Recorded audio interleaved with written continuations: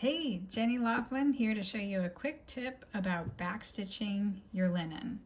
So I made a video about foot plates and making sure that you're using a foot plate that if you have one that doesn't have an opening all the way across, then that is a lovely, wonderful thing because it will help the linen not get kind of yanked up into your foot plate. But even if you only have a foot plate that goes all the way across like this, you can totally get a great result on your linen.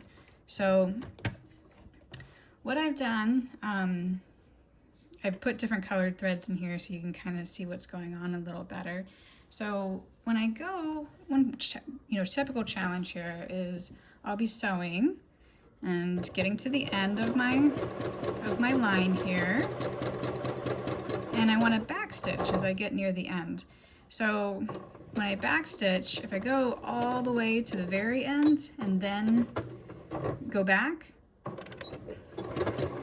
then what will happen often when you have a full opening on your foot plate is that will get all really kind of, you get scrunched up. Let me cut it out, I'll show you. And it's not the end of the world, but it's not great. And there's an easy way to avoid it. So what you should do instead is when you go and you're sewing, doing your thing, you get to the bottom, I would stop one stitch before you get to the very end, back up twice, and then you can stitch off.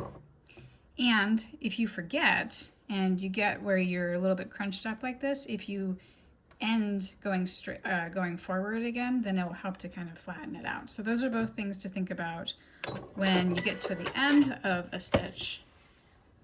And at the beginning of a stitch, it's also helpful to not start at the very, very edge because it will kind of get all gnarly. So if I'm like here at the very edge and then I try to backstitch, then it can sometimes get kind of like crunched up in there again. And here too, what you can do instead,